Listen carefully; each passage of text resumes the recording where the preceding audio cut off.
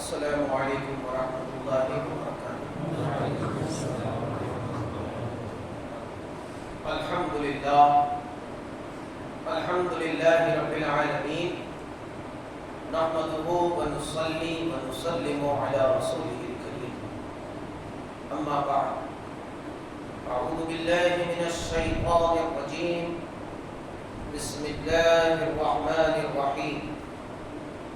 وَإِذْ قَالَ رَبُّكَ لِلْمَلَائِكَةِ إِنِّي جَاعِلٌ فِي الْأَرْضِ خَلِيفَةً قَالُوا أَتَجْعَلُ فِيهَا مَن يُفْسِدُ فِيهَا وَيَسْفِكُ الدِّمَاءَ وَنَحْنُ نُسَبِّحُ بِحَمْدِكَ وَنُقَدِّسُ لَكَ قَالَ إِنِّي أَعْلَمُ مَا لَا تَعْلَمُونَ۔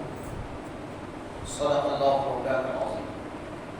مَنَّ عَلَيْنَا رَبُّنَا إِذْ بَعَثَ مُحَمَّدًا أيده بأيده أيدنا بأحمد أرسله مبشرا أرسله ممجدا صلوا عليه دائما صلوا عليه سرمدا اللهم صل على سيدنا ومولانا محمد وعلى آل سيدنا ومولانا محمد كما تحب وترضى۔ معزز سامعین اکرام، الحمدللہ اللہ کے فضل و کرم سے آج اس مبارک ماہ ربیع الاول شریف کی ایک پہلی مجلس ہے، اور سب سے پہلے میں آپ سبھی حضرات کو میلاد النبی صلی اللہ علیہ وسلم کے اس مبارک مہینے کی مبارکبادی پیش کرتا ہوں۔ اللہ تعالیٰ اس ماہ مبارک کی تمام برکات اور خیرات سے ہم سب کو مالا مال فرمائے، عشق اور محبت رسول کی دولت سے ہمارے دلوں کو آباد فرمائے۔ حضرات گرامی، آج یہ پہلی مجلس ہے اور میں بہت ہی مختصر انداز میں اس پوری 12 مجالس کا ایک اجمالی مضمون آپ کے سامنے پیش کروں۔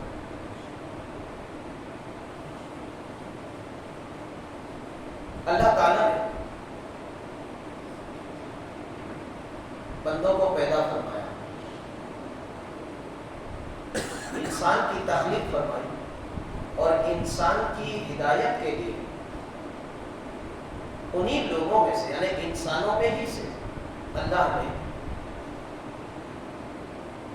انتخاب فرمایا نبوت و رسالت کے لیے، عام انسانوں کی ہدایت کے لیے۔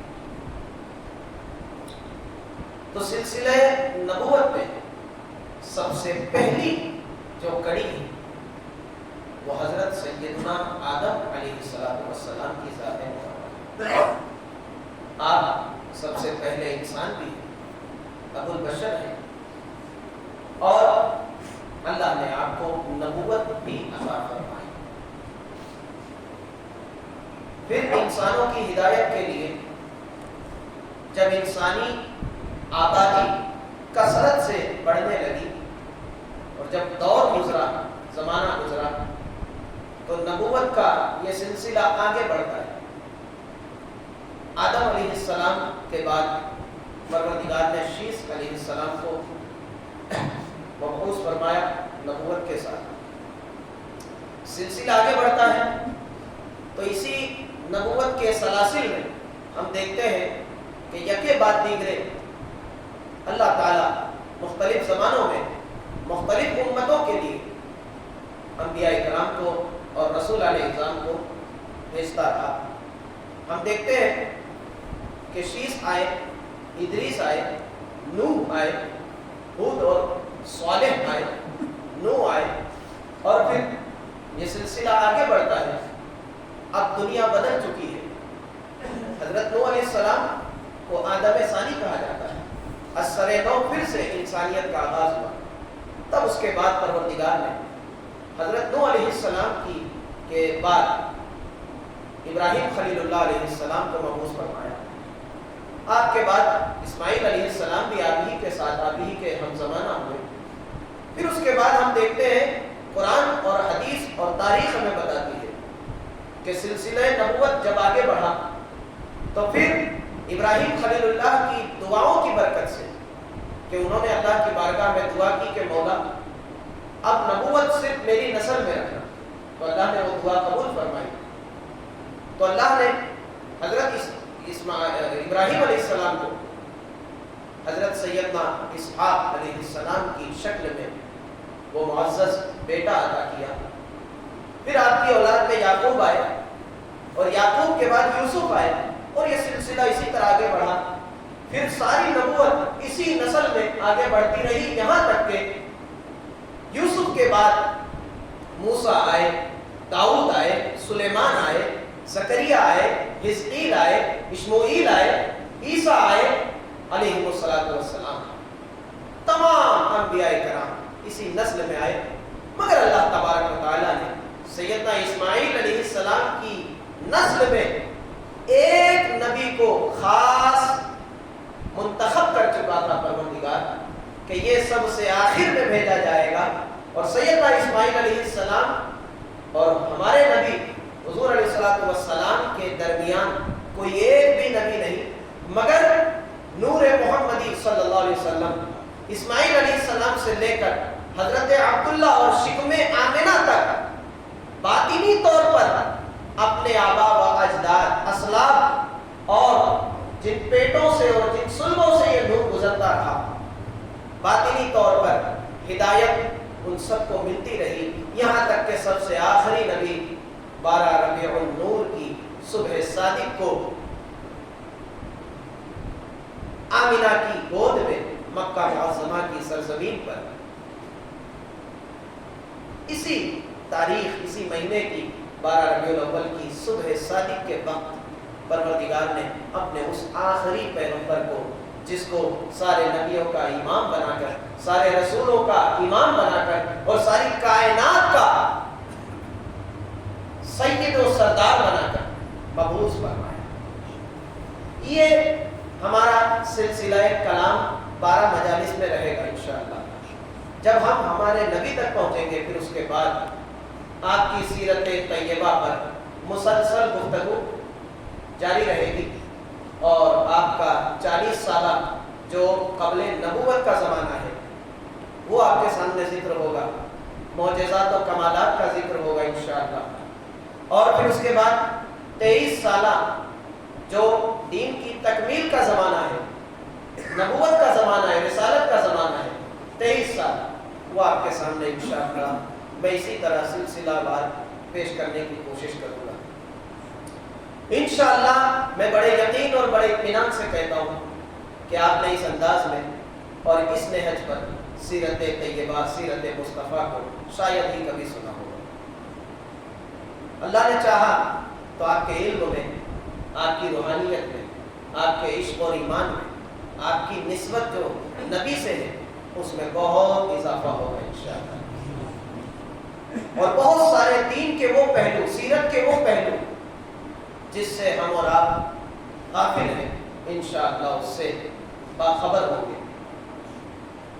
تو یہ 12 مجالس کے مضامین تھے جو میں نے مختصر اجمالی طور پر آپ کے سامنے پیش کیا، تاکہ گفتگو کا جو سلسلہ جاری ہوگا آپ کے ذہن میں رہے کہ ہم کیا سننے جا رہے ہیں، کس مجلس میں ہم جا رہے ہیں، تاکہ ایک ذہن اور ایک فکر کے ساتھ آپ روزانہ مجلس میں شرکت کرنے کی کوشش کریں۔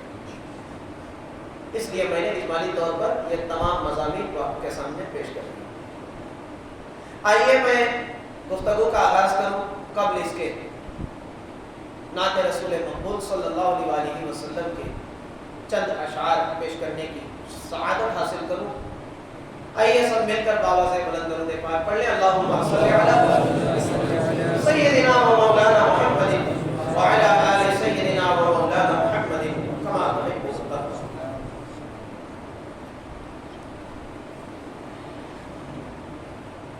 جو ہو چکا ہے جو ہوگا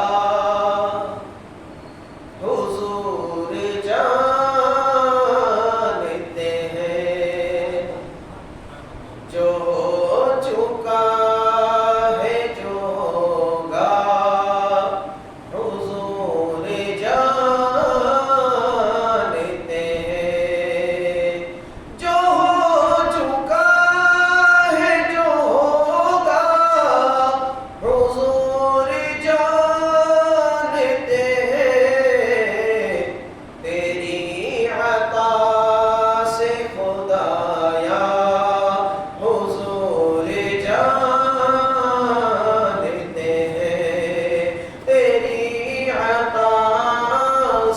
خدایا حضور جان دیتے ہیں. اور یہ شعر خاص طور سے وہ مومنوں کی تو جانوں سے بھی قریب ہوئے.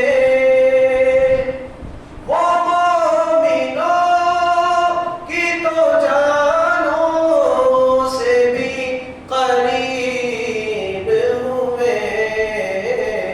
کہاں سے کسی نے پکارا حضور جان لیتے ہیں.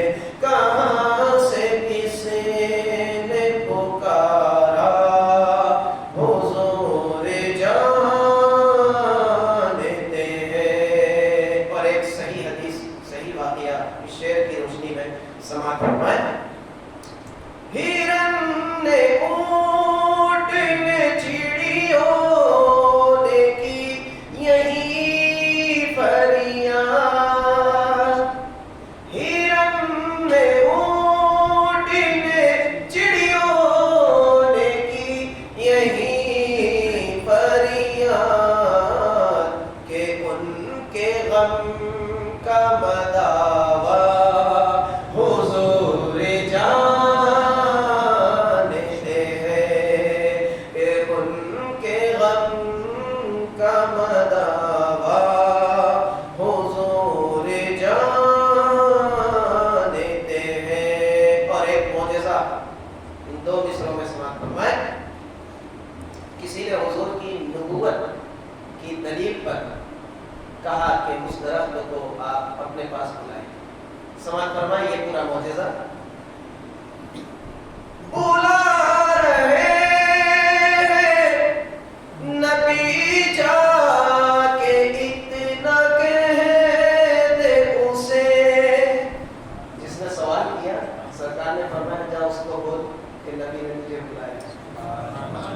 بلا رہے ہیں نبی جا کہ اتنا بول اسے. درخت کیسے چلے گا حضور جان دیتے ہیں.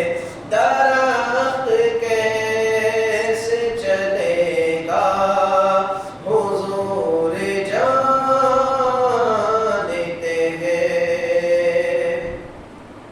اور جنگ بدر میں ایک دن پہلے اللہ کے رسول صلی اللہ علیہ وسلم نے سب کی نشاندہی کی تھی کہ ابو جہل یہاں مرے گا، ابو اور عتبہ شیبہ یہاں مرے گا، ولید یہاں مرے گا، فلاں یہاں مرے گا، فلاں وہاں مرے گا. حضور کے اس علم غیب کو اور اس معجزے کو ذہن میں رکھے اور یہ شعر سماعت فرمائیں. کہاں مرے گا ابو جہل عتبہ شیبہ کی جنگ بدر کا نقشہ حضور جان دیتے ہیں. کہ جنگ بدر کا نقشہ حضور جان دیتے ہیں. اسی لیے تو سنایا ہے اپنے پہلوں میں کہ یار غار کا رتبہ حضور جان دیتے ہیں. عمر نے تن سے جدا کر دیا تھا سر جس کا. عمر نے تن سے جدا کر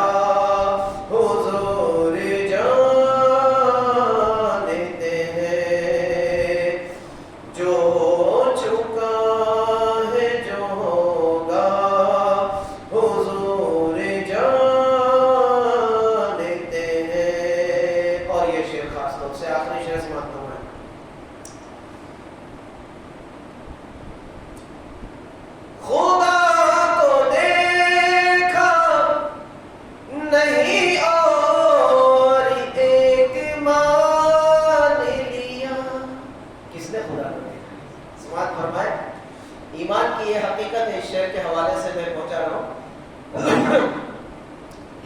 خدا کو دیکھا نہیں اور ایک مان لیا، یہ جانتے تھے صحابہ حضور جانتے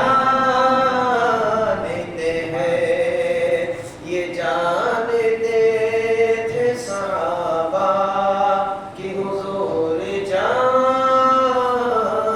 ہیں، جو ہو چکا ہے جو ہوگا حضور جانتے ہیں. درود پاک پڑھیے اللہم سیدنا و مولانا محمد وعلى آل سیدنا و مولانا محمد کما تحب و ترضى صلی اللہ علیہ النبی الأمی وآلہ صلی اللہ علیہ وسلم. صلاة و سلام علیک یا رسول اللہ. اللہم صل وسلم وبارک علی سیدنا و مولانا محمد طب القلوب ودوائها وعافیة الأبدان وشفائها ونور الأبصار وضيائها وآلہ وصحبہ دائما أبدا. معزز سامعین، میرے بزرگ و دوستوں، میں نے آج کی گفتگو کے لیے جس ارشاد مقدس کو تلاوت کرنے کا شرف حاصل کیا اور سرنامہ بیان قرار دیا ہے، اللہ جل مجدہ ارشاد فرماتا ہے وَإِذْ قَالَ رَبُّكَ لِلْمَلَائِكَةِ. اور یاد کرو اے میرے محبوب، اللہ تعالیٰ اپنے محبوب کو مخاطب کر رہا ہے. وَإِذْ اور یاد کرو جب تیرے رب نے فرشتوں سے کہا. وَإِذْ قَالَ رَبُّكَ، کہا تیرے رب نے فرشتوں سے. میرے دوستو، ہم آگے بڑھے اس آیت پر، اس سے پہلے وَإِذْ کو سمجھتے ہیں. وَإِذْ، ارے محبوب یاد کرو جب کہا تیرے رب نے. بھائی ایک بات سمجھ کے چلے، ایک مثال دوں میں آپ کو کہ 1 سال پہلے ہم اور آپ، حاجی صاحب، ہم یا ہم میں سے کوئی بھی کہیں گئے اور کوئی واقعہ پیش آیا. بمبئی گئے 1 سال پہلے، ایک مثال، اور وہاں سے لوٹے 1 سال گزر گیا، 2 سال گزرا، 3 سال گزرا، اور پھر کبھی بات چلی تو میں کہوں گا حاجی صاحب یاد کرو اپنے جب وہاں گئے تھے. اگر یہ میرے ساتھ گئے ہی نہ ہوتے یا موقع واردات میں موجود ہی نہ ہوتے تو یہ کہنا درست نہ تھا کہ یاد کرو. بات سمجھ میں آئی؟ یہ کہنا غلط ہوتا کہ یاد کرو. یہ ساتھ میں تھے، واقعہ سامنے بنا، میرے بھی حاجی صاحب کے بھی، اور پھر 1-2 سال بعد میں نے کہا کہ یاد کرو، تب کہا ہاں یاد آیا مجھے. اب دوستو، ابھی آدم علیہ السلام کی تخلیق ہونے جا رہی ہے. ابھی تو پیدا نہیں کیے گئے، صرف ارادہ کیا ہے رب نے. اللہ نے صرف ارادہ کیا ہے اور اس ارادے کو فرشتوں کے سامنے ظاہر کر رہا ہے کہ میں خلیفہ بنانے والا ہوں. فرشتوں تمہاری رائے کیا ہے؟ مشورہ دیا. حالانکہ اللہ کو مشورے اور رائے لینے کی کوئی حاجت نہیں ہے، مگر تا قیامت انسانوں کے لیے مشورہ اللہ کی سنت بن جائے. مشورے میں برکت ہے. میں سمجھانا یہ چاہ رہا ہوں کہ ابھی تو آدم علیہ السلام کو پروردگار نے پیدا نہیں کیا اور صرف پیدا کرنے کا ارادہ کر رہا ہے، اور پھر آج سے تقریباً 1450 برس پہلے اللہ تعالیٰ اسی واقعے کو اپنے حبیب سے کہہ رہا ہے محبوب یاد کرو. یا پروردگار ابھی تو انسان تھا ہی نہیں.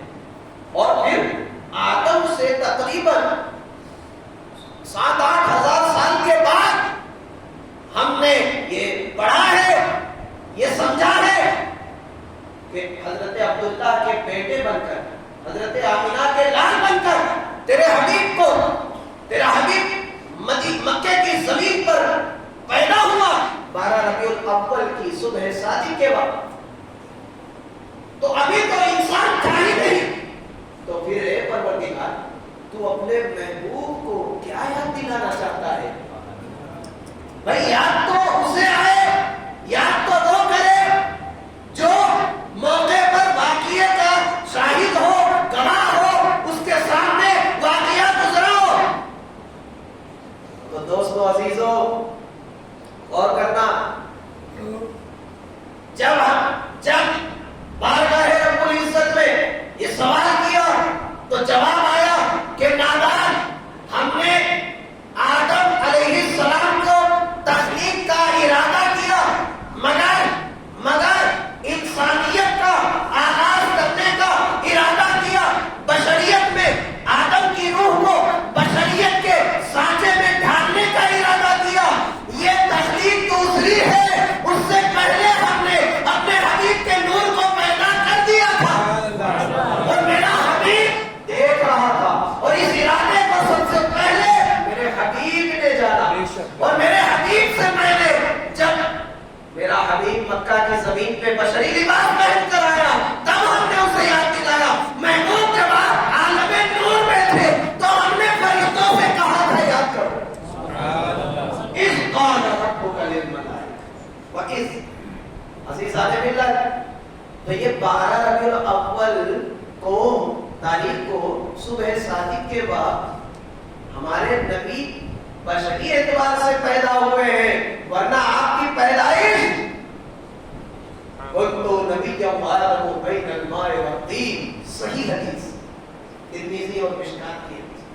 کل تو نبی کے آدم بین الماء والطین، میں اس وقت بھی نبی تھا جبکہ آدم آب و گل کی منزل طے کر رہے تو آپ سے پہلے بھی نبی. ابھی آدم کا خمیر بوڑھا نہیں گیا، ابھی آدم کا بشری لباس کے بشریت کے لیے ابھی مٹی بھی جمع نہ ہوتی، میں موجود ہوں. اور دوستو یہ پانچوں وقت آپ سنتے ہیں نا، ان اللہ و ملائکتہ یصلون علی النبی، یہ سنتے ہیں نا پانچوں وقت. بے شک اللہ اور اس کے فرشتے یصلون علی النبی. بہت علمی گفتگو ہو رہی ہے دوستو، توجہ سے. بے شک اللہ اور اس کے فرشتے یصلون علی النبی، نبی پہ درود بھیجتے ہیں. توجہ دینا.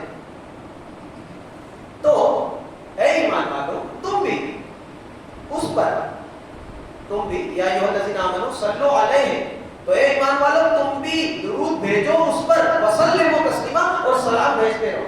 یہ اللہ نے ایمان والوں کو حکم دیا. اب دوستوں میں غور کرنے لگا کہ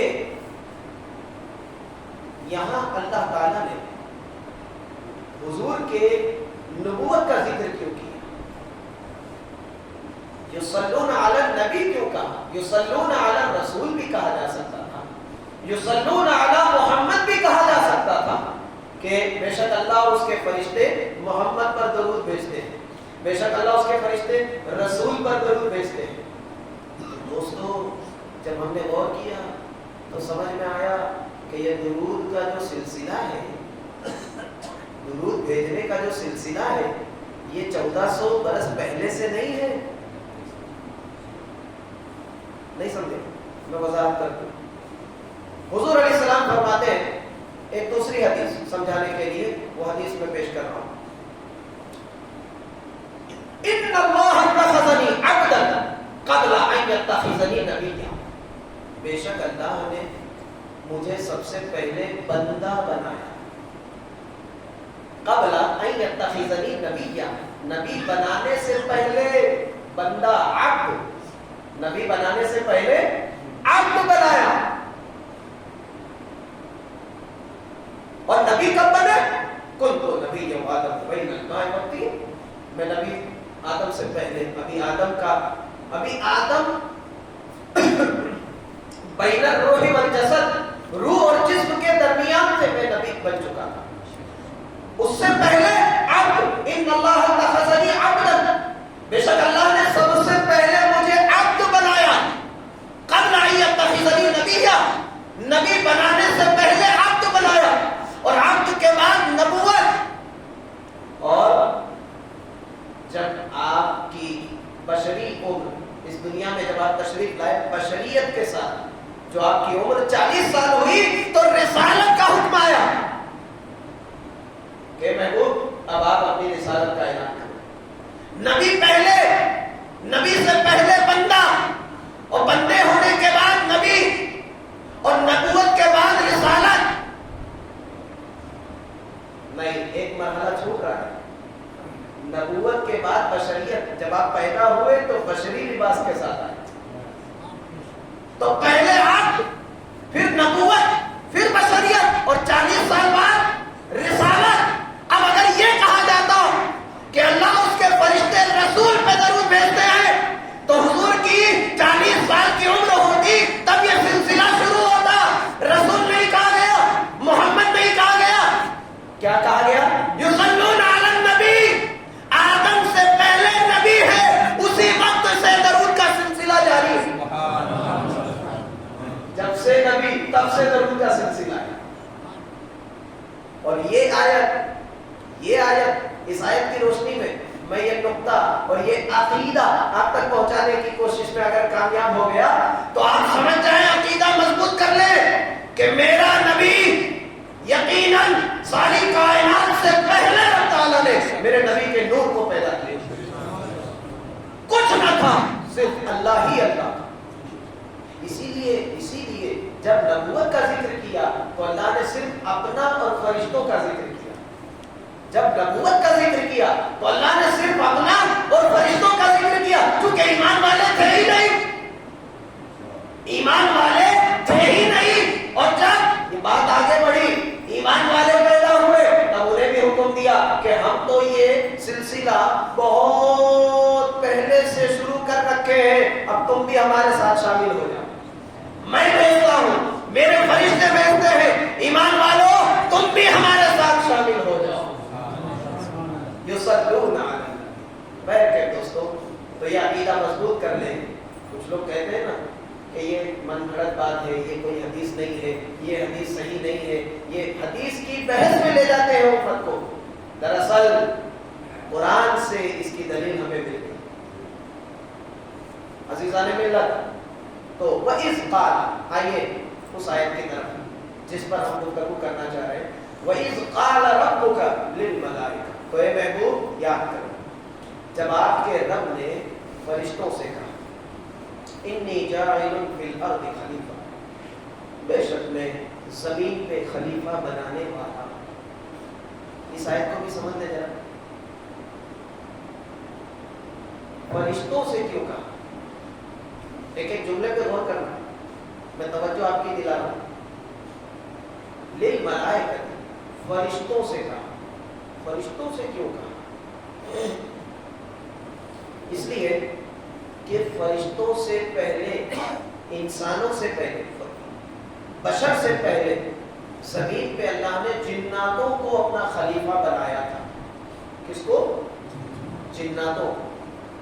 جو مقام، جو عزت، جو شرف اللہ نے بشر کو عطا کیا، انسان کو، یہ عزت، یہ عظمت، یہ شرف اللہ نے، خلافت کا یہ اعزاز اللہ نے جنوں کو پہلے عطا کیا تھا. اور ان میں بھی انبیاء آئے، اللہ کے رسول آئے، ان میں تھے.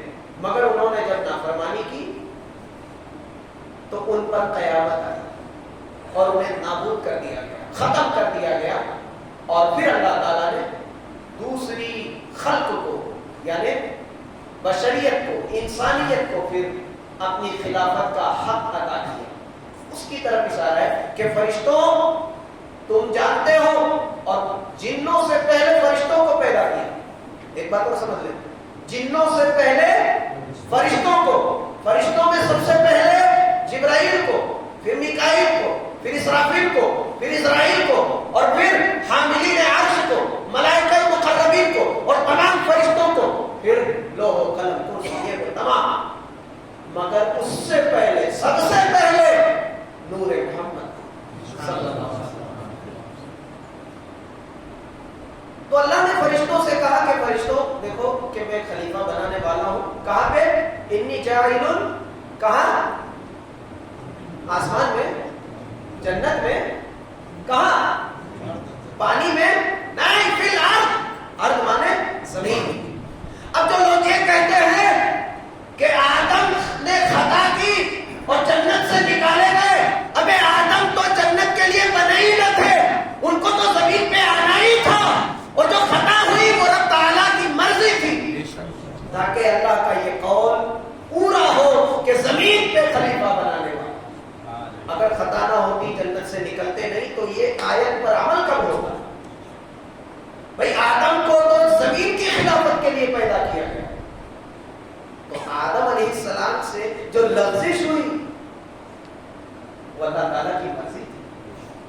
خیر کہ ہم اور آپ خطا کریں تو نقصان کا سامنا ہوتا ہے، ہم سے خطا ہو جائے، ہم سے بھول ہو جائے تو ہمارے لیے نقصان ہوتا ہے، مگر نبی اور پیغمبر کی شان یہ ہے کہ اگر اس سے خطا ہو تو عام بندوں کے لیے وہ رحمت ہو جاتا ہے۔ ہم سے خطا ہو تو ہم بھی نقصان میں جاتے ہیں، ہمارے ساتھ ہمارے ماتحت جو لوگ ہیں وہ بھی نقصان میں جاتے ہیں، مگر پیغمبر سے جب لغزش ہو تو اللہ تعالیٰ کی رحمت بندوں کے اوپر نازل ہو جاتی ہے، اس خطا کو عطا بنا دیا جاتا ہے۔ خیر کہ دوستو، تو فرشتوں کے سامنے جناتوں کا پورا معاملہ تھا، تو کہو کیا کہتے تھے؟ للملائکۃ انی جاعل فی الارض خلیفہ۔ تو فرشتوں نے کہا قالوا اتجعل فیہا من یفسد فیہا ویسفک الدماء ونحن نسبح بحمدک ونقدس لک قال انی اعلم ما لا تعلمون۔ تو فرشتوں نے کہا اے پروردگار، تو ایسے کو خلیفہ بنائے گا جو زمین میں جا کے فساد مچائے گا؟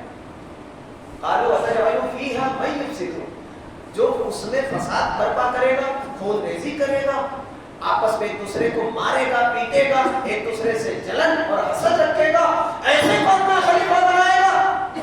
جبکہ ہم، فرشتوں نے کہا جبکہ ہم نحن نسبح بحمدک، صرف تیری حمد اور تیری تقدیس، تیری بزرگی، تیری تعریف کرتے ہیں، تیری تسبیح کرتے ہیں، تو تیری خلافت کا زیادہ حق تو ہمیں ہے۔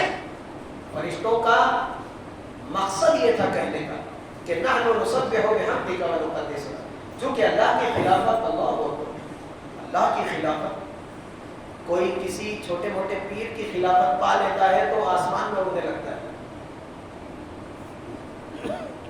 مگر جب خلافت بلند ہوتی ہے تو پھر اس کا اثر اور اس میں کمال بھی ویسا ہوتا ہے۔ الحمدللہ خلفائے راشدین کی کیا شان ہے جو امام الانبیاء کے خلیفہ ہیں، امام الانبیاء کے خلیفہ ہیں، اور پھر رب تعالیٰ فرمائے کہ میں انسان کو اپنا خلیفہ بنایا ہوں، تو انسان اپنی حیثیت کو پہچانا۔ میں کہنا یہ چاہ رہا ہوں دوستو، تیرے لائق نہیں ہے کہ تو ایک دوسرے سے مار پیٹ کرے، تو اللہ کا خلیفہ بن کے دنیا میں آیا ہے۔ تیری شان یہ نہیں کہ تو غیبت اور چغلخوری اور حسد اور نفرت کی آگ میں جلے اور دوسروں کو جلائے، یہ تیری شان نہیں ہے، تو اللہ کا خلیفہ ہے۔ اللہ کے احکام زمین پہ جاری کرنا یہ تیرا ذمہ ہے، یہ تیرا فریضہ ہے، اولین ہے۔ انسان اپنی حیثیت کو پہچانا۔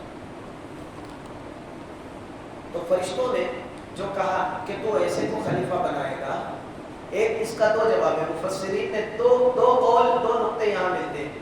ایک تو فرشتوں نے یہ دیکھ لیا تھا کہ آدم علیہ السلام کے خمیر میں کیا کیا چیزیں ملائی گئی ہیں، نفس، خواہشات نفس، غصہ، آگ، یہ سب مکس کیا گیا تھا، گرمی اور کینہ، حسد فطرت میں۔ قد افلح من زکاها وقد خاب من دساها ونفس وما سواها فألهمها فجورها وتقواها۔ ہم نے انسان کے نفس میں فجور بھی رکھا ہے، تقوی بھی رکھا ہے، اور فرشتوں کے سامنے یہ سب، جیسے آٹا گوندے تو اس میں نمک ڈال دیں، تو پورا آٹا نمکین ہو جائے گا، شکر ڈال دیں تو پورا آٹا میٹھا ہو جائے گا، اب جو ڈال دیں آٹا ویسا ہو جائے گا۔ تو آدم کے خمیر کو جب کودا جا رہا تھا تبھی یہ سب چیزیں اس خمیر میں ملا دی گئی اور فرشتے دیکھ رہے تھے، اور اسی بنیاد پہ کہا مولا اس کی فطرت میں تو نے غصہ رکھا، اس کی فطرت میں تو نے حسد رکھا، اس کی فطرت میں تو نے غضب رکھا، اس کی فطرت میں تو نے کینہ رکھا، تو یہ تو دنیا میں جا کے یہی خرافات ہی مچائے گا، فساد ہی برپا کرے گا۔ ایک قول تو یہ ہے، اور دوسرا قول یہ ہے کہ پہلے جناتوں کو خلیفہ بنایا تھا تو ان لوگوں کا بھی پورا منظر فرشتوں کے سامنے تھا۔ ان دو چیزوں کی بنیاد پر فرشتوں نے بارگاہ رب العزت میں عرض کیا کہ پروردگار تو ایسا خلیفہ بنائے گا جو زمین میں جا کے فساد مچائے گا، خون ریزی کرے گا، وَيَسْفِكُ الدِّمَاءَ، آپس میں ایک دوسرے کا خون بہائے گا۔ نحن نسبح، جبکہ ہم تیری حمد کرتے ہیں، تیری تقدیس کرتے ہیں، تیری بزرگی بیان کرتے ہیں، ہر وقت ہما لمحہ ایک سیکنڈ بھی فرشتے اللہ کی یاد اور ذکر سے، اس کی حمد سے غافل نہیں ہوتے۔ فرشتے ہر وقت اللہ کی حمد اور تقدیس میں لگے رہتے ہیں، تسبیح میں لگے رہتے ہیں، اللہ کی تعریف میں لگے رہتے ہیں۔ اے پروردگار تیری خلافت، ضرورت نہیں تھی فرشتوں کی یہ کہے کہ خلافت ہم کو دے، خلیفہ ہم کو بنا، مگر مقصد یہی تھا کہ تیری خلافت کے زیادہ حقدار تو ہم ہیں۔ تو رب العالمین نے فرمایا انی اعلم ما لا تعلمون، جو میں جانتا ہوں فرشتے وہ تم نہیں جانتے۔ تمہیں پتہ چل جائے گا، تمہیں معلوم ہو جائے گا کہ یہ خلیفہ بننے کا زیادہ حقدار کیوں ہے، تمہیں معلوم ہو جائے گا کہ یہ خلافت کا زیادہ مستحق کیوں ہے۔ اے فرشتوں مانا کہ تم ہر وقت میری تسبیح اور تقدیس میں لگے رہتے ہو۔ اے فرشتوں میں جانتا ہوں کہ تم میری نافرمانی نہیں کر سکتے۔ اے فرشتوں میں جانتا ہوں کہ تم کینہ سے پاک ہو، حسد سے پاک ہو، گناہ سے پاک ہو، رب کی نافرمانی سے پاک ہو، ہر عیب سے پاک ہو، مگر اے فرشتوں جس انسان کو میں اپنا خلیفہ بنانے جا رہا ہوں اس میں یہ تمام عیب ہوں گے، مگر اس کے باوجود وہ ان تمام خواہشات نفسانیہ کو، نفس کی تمام گندگیوں کو پاک کر کے اپنی روح کو زندہ کر لے گا اور پاک اور پاکیزہ ہو جائے گا، اور پھر اس کے کمالات جب تم دیکھو گے تب تمہیں پتہ چلے گا کہ خلافت کا زیادہ مستحق کون ہے۔ فرشتوں کے سوال کے جواب میں ابراہیم کو آگ میں ڈالا گیا، فرشتے حیرت کی نگاہ سے دیکھتے رہے ہوں گے کہ یہ کیسا بندہ ہے جو اللہ کی محبت میں، اللہ کی اطاعت کے لیے، اس کی رضا کے لیے آگ میں جلنے کو تیار ہو گیا، بیٹا ذبح ہونے کو تیار ہو گیا۔ اللہ اکبر، فرشتوں کو جواب مل گیا۔ میرے دوستو، اور پھر کربلا کے میدان میں فرشتوں نے یہ منظر بھی دیکھا اور مشاہدہ کیا کہ سیدنا امام حسین اپنے پورے قافلے اور خاندان والوں کے ساتھ کس طرح اللہ کے دین کے غلبے کے لیے، اللہ کی شریعت کے تحفظ کے لیے، قرآن کی ناموس کے لیے، شریعت مطہرہ کی پاسداری کرتے ہوئے کس طرح آپ نے سارے ظلم کو سہا، اور کیسے آپ خود بھی ذبح ہو گئے، اپنے پورے خاندان کو اللہ کے نام پہ ذبح کر دیا۔ فرشتوں نے یہ منظر بھی دیکھا اور یہی سب تھا انی اعلم ما لا تعلمون، جو میں جانتا ہوں فرشتے وہ تم نہیں جانتے۔ دوستو، آدم تیار ہو گئے، میں بہت تیزی سے آگے لے جاؤں آپ کو۔ اس کے بعد کیا ہوا بھائی، یہ بات تو کلیئر ہو گئی۔ اب کیا ہوا؟ فرشتوں نے جو یہ جملہ کہا تھا تو پھر اس کے بدلے میں اللہ تعالیٰ نے فرشتوں سے فرمایا اب چونکہ تم نے میرے خلیفہ کے بارے میں ایسے الفاظ کہے ہیں تو اب تمہیں اس کے سامنے سر جھکانا ہوگا، یہی ہے تمہارا بدلہ۔ وَعَلَّمَ آدَمَ الْأَسْمَاءَ كُلَّهَا ثُمَّ عَرَضَهُمْ عَلَى الْمَلَائِكَةِ فَقَالَ أَنبِئُونِي بِأَسْمَاءِ هَؤُلَاءِ إِن كُنتُمْ صَادِقِينَ۔ اور سکھا دیا اللہ نے آدم کو تمام اس اسماء کا علم۔ یہ علم اسماء کیا ہے اس کی وضاحت میں جاؤں گا تو بہت کافی وقت اور کافی گفتگو اس کے لیے ہو جائے گی، میں صرف شارٹ کٹ میں آپ کو بتا دوں علم اسماء کیا ہے۔ اللہ نے آدم علیہ السلام کے خمیر کو جب پودا اللہ نے خود اپنے ہاتھوں سے ایک جگہ فرمایا لما خلقت بیدی، میں نے اپنے دونوں ہاتھوں سے اسے پیدا کیا. اللہ اکبر. سمجھ میں آ رہی ہے بات؟ لما خلقت بیدی، میں نے اپنے دونوں ہاتھوں سے اس کو پیدا کیا. تو پروردگار جب خمیر کو گھوٹ رہا تو جس طرح اس نے نفس کو رکھا، خواہشات کو رکھا، کینہ حسد کو رکھا، ان سب کے علاوہ قیمتی نایاب جوہر بھی رکھے، نبوت کو بھی رکھا، رسالت کو بھی رکھا، کمالات کو بھی رکھا، شرف کو بھی رکھا، اعزاز کو بھی رکھا، عزت کو رکھا، فضیلت کو رکھا، کرامت کو رکھا، ولایت کو رکھا، امامت کو بھی رکھا. اور علم اسماء بھی آدم کے خمیر میں، آپ کی فطرت میں، آپ کے خون میں ڈال دیا گیا، انجیکٹ کر دیا گیا. اور وہ علم اسماء کیا ہے؟ علم اسماء کیا ہے؟ آئیے اسی آیت سے ہم سمجھتے ہیں آگے چل کے. اللہ نے علم اسماء آدم کو سکھا دیا اور پھر اس کے بعد کلھا ثم عرضهم علی الملائکہ، فرشتوں کے سامنے کھڑا کر دیا. اب مقابلہ ہو رہا ہے. فرشتوں، تم نے اعتراض کیا تھا نا کہ یہ ایسے کو اپنا خلیفہ بنانے جا رہا ہے جو زمین پہ خون ریزی کرے گا، فساد مچائے گا. اب آؤ مقابلہ کرو. ایک طرف فرشتے ہیں، ایک طرف تنہا آدم ہے. مگر دیکھو، مگر ایک بات دوستو یہاں ٹھہر کے ایک نقطہ میں دینا چاہتا ہوں کہ ایک طرف فرشتے ہیں اور ایک طرف تنہا آدم ہے، اور مقابلے کے لیے کچھ ہتھیار بھی تو چاہیے نا، کچھ ہتھیار بھی تو چاہیے. تو ہتھیار کا ذکر پہلے کہ ہم نے علم دیا آدم کو اور پھر فرشتوں کے مقابلے میں کھڑا کیا. یعنی آدم کو فرشتوں کے سامنے جو فتح حاصل ہوئی اور آدم کو برتری ملی اور فرشتوں کو آدم کے سامنے جھکا دیا گیا، تو صرف علم کی بنیاد مقابلہ ہوا. علم آدم الاسماء کلھا ثم عرضهم علی الملائکہ فقال انبئونی، پھر اللہ نے کھڑا کر دیا دونوں کو اور پھر فرشتوں سے کہا فقال انبئونی باسماء ہؤلاء ان کنتم صادقین، اگر تم سچے ہو، اگر تم اپنے آپ کو سمجھتے ہو کہ ہم خلافت کے زیادہ مستحق ہیں، تو آپ بتاؤ چیزوں کے نام، علم اسماء ظاہر کرو. تو فرشتے سہم گئے، ڈر گئے، خوفزدہ ہو گئے، کہنے لگے قالوا سبحانک لا علم لنا الا ما علمتنا. اے پروردگار تو پاک ہے، تو سبحان ہے، تو پاک ہے. قالوا سبحانک لا علم لنا، ہمیں کچھ بھی علم نہیں میرے مالک، اے ہمارے رب ہمیں کچھ بھی علم نہیں، الا ما علمتنا، مگر جو تو نے سکھا دیا بس اتنا ہی علم ہمیں حاصل ہے. انک انت العلیم الحکیم، بے شک تو علم والا تو ہے، حکمت والا تو ہے.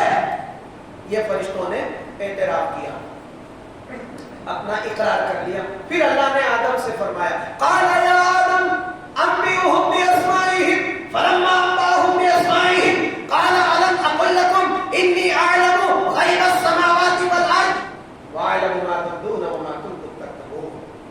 اے آدم اب تم علم اسماء ظاہر کرو. آئیے میں علم اسماء سمجھا دوں تاکہ آپ کو ذوق آپ کا بڑھ جائے. علم اسماء، مفسرین نے علم اسماء کی تعریف کی ہے، اس کو سمجھایا ہے. علم اسماء کا مطلب ہے ساری چیزوں کا علم، کہ یہ کپڑا ہے، یہ کاٹن کا کپڑا ہے، یہ ریمنڈ ہے، یہ پولیسٹر ہے، یہ فلاں ہے، یہ پلاسٹک ہے، اس کو ٹوپی کہتے ہیں، اور یہ کپڑے کی ہے، یہ ہر چیز کا، یہ لوہا ہے، یہ چاندی ہے، یہ سونا ہے، یہ سیمنٹ ہے، یہ ریتی ہے، یہ پانی ہے. پانی کو پیدا کیا، بنا اس کو نام کیا اس کا؟ پتھر کو پیدا کیا، پر پتھر کو پتھر کس نے کہا؟ پتھر یہ لفظ کس نے دیا؟ بھائی ہم تو اردو میں پتھر کہتے ہیں، عربی زبان میں حجر، یہ نام کس نے دیا؟ تو اس طرح تو ساری کائنات ہے. تو اللہ تعالیٰ نے حضرت آدم، اچھا اس کے علاوہ اللہ تعالیٰ نے آدم علیہ السلام کو علم اسماء میں تمام زبانوں کا علم بھی آ جاتا ہے، تمام زبانوں کا علم. یعنی حضرت آدم علیہ السلام کو اللہ نے ان تمام زبانوں کا علم کمال درجے کا عطا کر دیا تھا، جو قیامت تک جتنی زبانیں، جتنی لینگویج بولی جائیں گی، جو جو ابھی نہیں بولی جا رہی ہیں، جو بعد میں وجود میں آئیں گی وہ بھی، یعنی قیامت تک زمین پر انسانوں میں جتنی زبان وجود میں آئیں گی ان تمام زبانوں کا علم اللہ نے آدم کو دے رکھا تھا، آدم کے خمیر میں ڈال رکھا تھا۔ یہ تمل بھی، یہ گجراتی بھی، یہ اردو بھی، یہ عربی بھی، یہ راجستھانی بھی، یہ ملیالم بھی، اور یہ تمام بھاشائیں، یہ انگلش بھی، یہ سریانی، یہ عبرانی، یہ تمام زبانیں آدم کے خمیر میں اللہ تعالیٰ نے پہلے سے ڈال دی۔ اور جب انسان آباد ہوں گے، جب انسان، اچھا ڈی این اے یہ کیا ہے؟ سائنسدانوں کی یہ بہترین تحقیق جس نے انسانوں کو بہت نفع پہنچایا ہے، یہ ڈی این اے یعنی وہ اس کی نسل کیا ہے اور اس کا تعلق کس نسل سے، کس خاندان سے ہے۔ 5000 سال پہلے یہودیوں کا اللہ تعالیٰ نے آغاز کیا۔ آج بھی جب کسی انسان پہ ریسرچ کیا جاتا ہے، اس کا ڈی این اے ٹیسٹ کیا جاتا ہے، تو وہ 5000 سال پرانا بھی ان کے سامنے وہ رپورٹ سامنے آ جاتی ہے کہ اس کا تعلق یہودیوں سے ہے یا عربوں سے ہے یا کس سے ہے، یا اجمیوں سے ہے یا عربیوں سے ہے، کس سے ہے۔ تو یہ ڈی این اے رپورٹ، تو ڈی این اے میں جو چیز ڈال دی جائے گی پشت در پشت، نسل در نسل وہ اثر رہے گا۔ اگر آپ کا 7واں دادا 7ویں پشت پہ، آپ کے والد، ان کے والد، ان کے والد، ان کے والد، اگر ان کو عربی آتی ہوگی تو خون میں وہ عربی زبان کا علم جاری رہے گا، اور آپ بھی تھوڑی کوشش کریں گے آپ کو عربی آ جائے گی۔ بات سمجھ آ رہی ہے؟ تو آدم علیہ السلام کے خون میں، خمیر میں اللہ نے وہ تمام زبانیں، ان تمام زبانوں کا علم رکھ دیا تھا۔ اب رفتہ رفتہ آپ کی اولاد جب جب دنیا میں آئے گی، وہ زبانیں آدم علیہ السلام کو جو دی گئی تھی وہ زبانوں کا علم ظاہر ہوتا رہے گا۔ اور ٹیکنالوجی، انسان نے جو پلین بنایا، آدم علیہ السلام کو آتا تھا پلین بنانا۔ انسان نے ٹرین بنائی، آدم کو ٹرین بنانا آتا تھا۔ انسان نے بڑے بڑے جہاز بنائے، آدم علیہ السلام کو جہاز بنانا بھی آتا تھا۔ بھائی آدم کو یہ علم دیا جبھی تو انسان نے پلین بنا لیا۔ آدم کے خمیر میں اللہ نے وہ بنیاد رکھی، وہ صلاحیت رکھی، جبھی تو انسان نے پلین بنایا، ورنہ نہیں بناتا، ورنہ نہیں بنا پاتا۔ تو یہ ہے علم اسماء۔ اور پھر اس کے بعد علم اسماء میں مفسرین نے ایک بات اور بھی بتائی کہ آدم کی نسل میں قیامت تک جتنے انسان پیدا ہوں گے ان سب کا نام، ان کا نصیب کیا ہوگا، وہ برے ہوں گے کہ اچھے ہوں گے، اور پھر آخرت میں وہ جنت میں جائیں گے یا جہنم میں، یہ سارا علم بھی اللہ نے آدم کو دے رکھا۔ اور یہ سب کچھ دے کر کے پھر فرمایا یا آدم انبئہم باسمائہم، اب اپنا وہ علم فرشتوں کے سامنے ظاہر کر۔ تو آدم نے کیا کیا؟ فلما انبأهم باسمائہم، وہ علم اسماء کو ظاہر کر۔ پھر رب العالمین نے فرمایا فرشتوں میں نہیں کہتا تھا انی اعلم غیب السماوات والارض، آسمان و زمین کا غیب میں جانتا ہوں، میں جانتا ہوں۔ میں نہیں کہتا تھا انی اعلم ما لا تعلمون، جو میں جانتا ہوں وہ تم نہیں جانتے۔ عزیزان ملت اسلامیہ، یہ سیدنا آدم علیہ السلام کے تخلیق کا ایک مختصر منظر جو میں نے آپ تک قرآن کی آیات کی روشنی میں پیش کیا ہے۔ اب بات کو میں آگے بڑھا رہا ہوں۔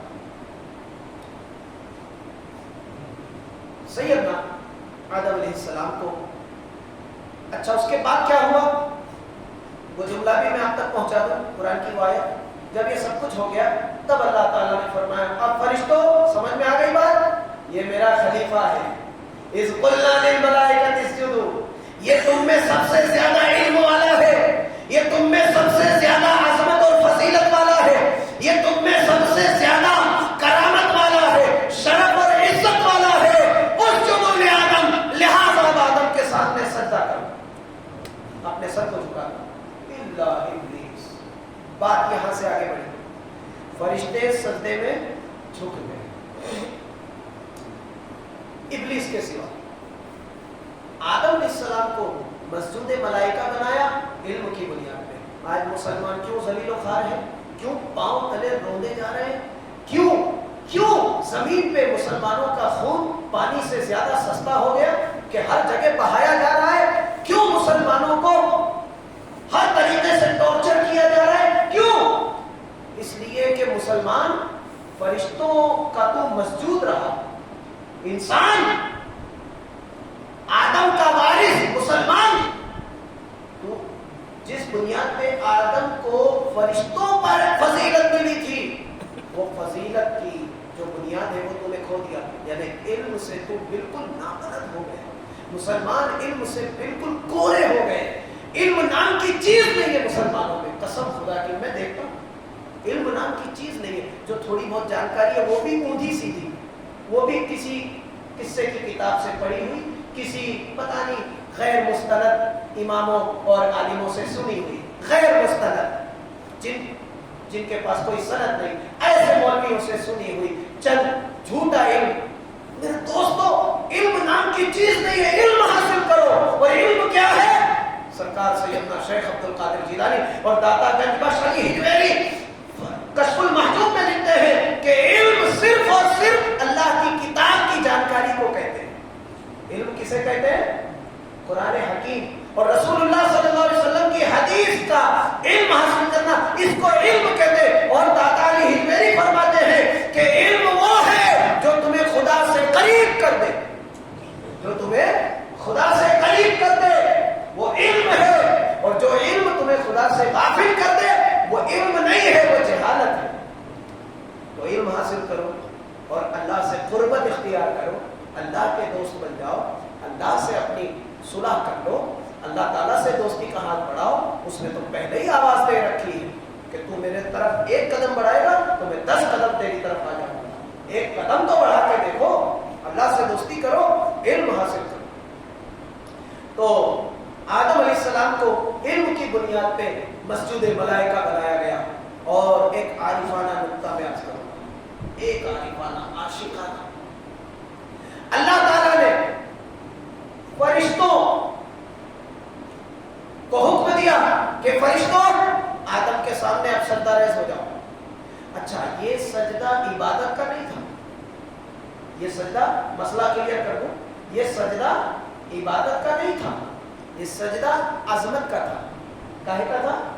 عبادت کا سجدہ ہمیشہ اللہ تعالیٰ ہی کے لیے جائز ہے، سجدہ عبادت اللہ کے سوا کسی اور کے لیے کبھی نہیں جائز رہا، کبھی نہیں، کسی بھی صورت میں نہیں۔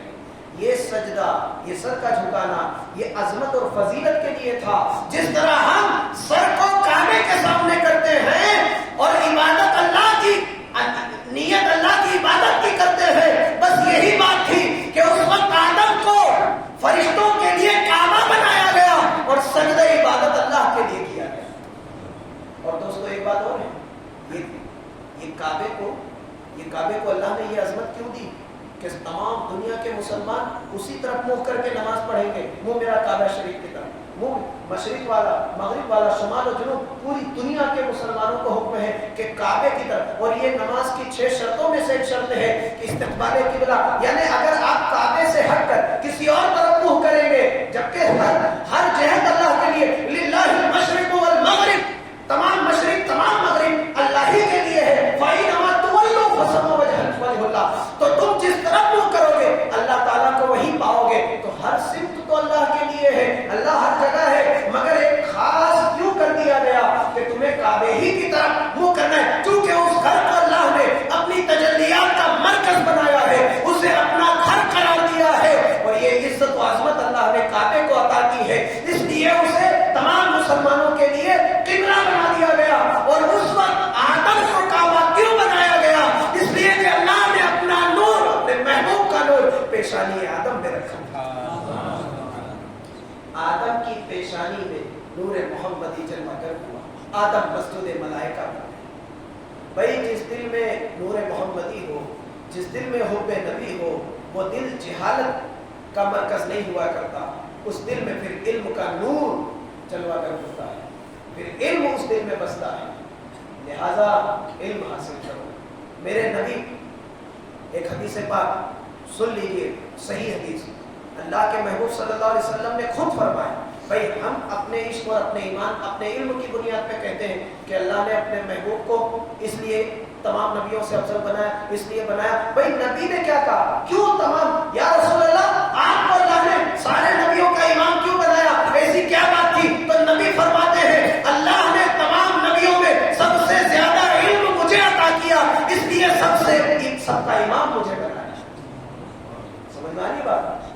تو آج کی اس مجلس کا جو خاص پیغام ہے علم حاصل. کیا؟ علم حاصل. بس گفتگو تمام ہوئی اور ایک جملہ کہہ کے میں آپ سے رخصت ہونا چاہوں گا کہ بات کو مکمل کر دوں. فرشتوں نے سجدہ کیا، یہ بات کمپلیٹ ہو گئی. الا ابلیس، ابلیس اکڑ گیا. اب واستکبر وکان من الکافرین، اس نے تکبر کیا، اب بڑا بننا چاہا کہ میں بڑا ہوں. واستکبر وکان من الکافرین، اور کافروں میں سے ہو.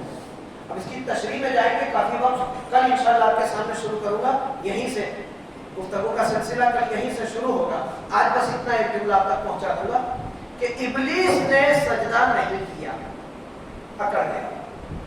تکبر کے نشے میں چور. رب العالمین نے فرمایا کہ ابلیس تجھے بھی میں موقع دیتا ہوں، چل ٹھیک ہے تو نے سجدہ نہیں کیا پر وجہ تو پیش کر. اللہ تعالیٰ کیا انصاف تو دیکھو، انصاف دیکھو اللہ کا. فرمایا کہ تو نے لما خلق تو بھی ہے، تو نے سجدہ کیوں نہیں کیا جبکہ میں نے لما، جبکہ میں نے اسے اپنے ہاتھوں سے پیدا کیا. کیوں تو نے سجدہ نہیں کیا؟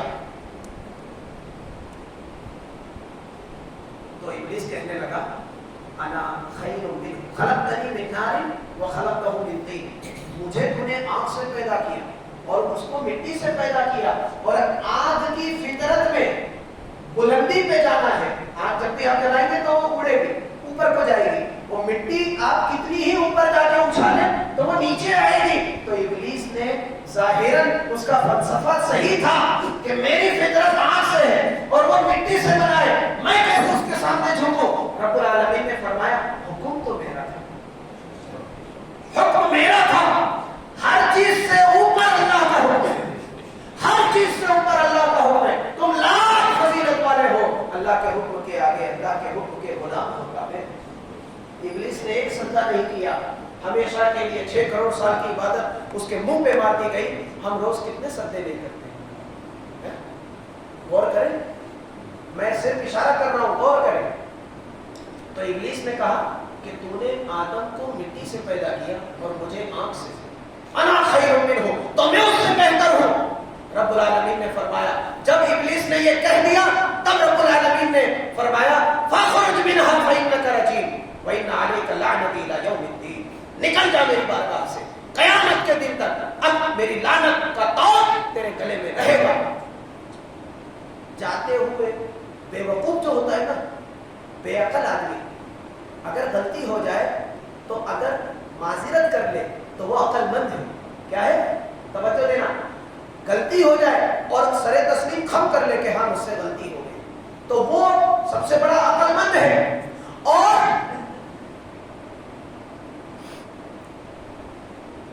غلطی پر شرمندگی نہ ہو، عقل ہو، تو پھر وہ ابلیس کیا ہے؟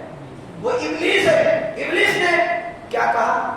چاہیے تھا اس کو کہ معافی مانگ لیتا، اللہ بخش دیتا، مگر کہنے لگا رب انظرنی الی یوم یبعثون، اے اللہ اب تو مجھے مہلت دے قیامت کے دن تک. تو نے مجھے قیامت کے دن تک، میں دیکھو قرآن میں 7 مقامات پہ، کتنے مقامات پہ؟ بس یہ آخری پیغام آپ تک پہنچا رہا. 7 جگہوں پر قرآن میں اللہ نے اس حکایت کو بیان کیا ابلیس اور آدم کی.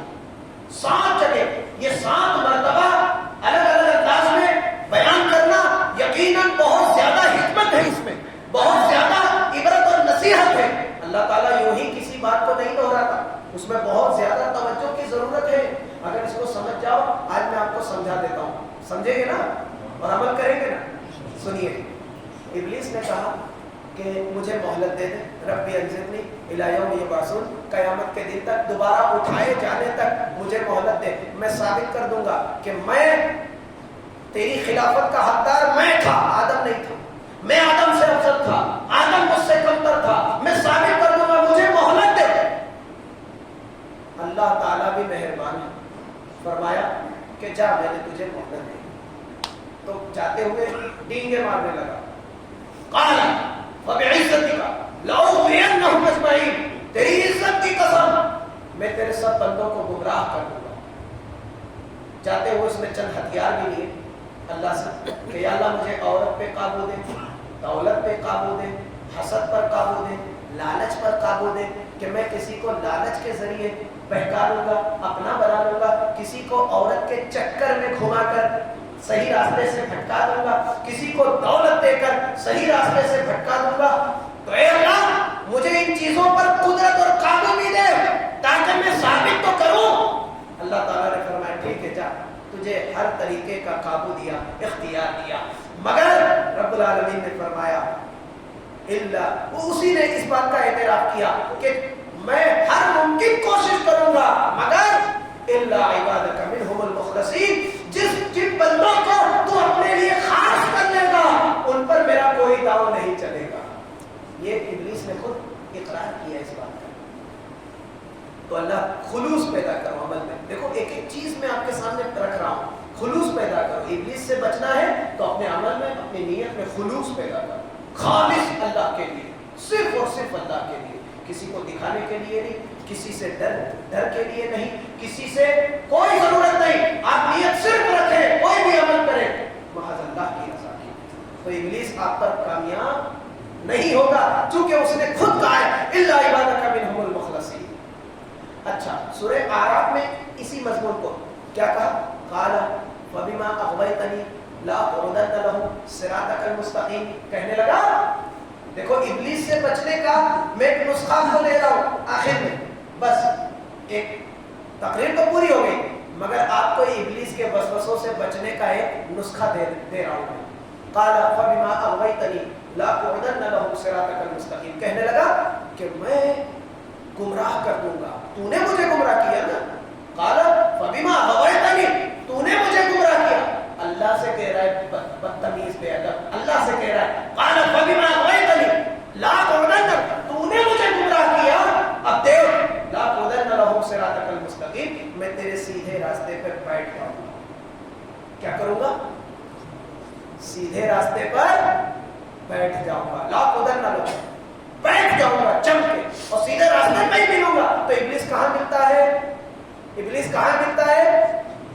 بولو یار. اگر کوئی ٹیڑھے راستے پر ہے تو وہ تو ابلیس کی جماعت میں خود ہی چلا گیا ہے.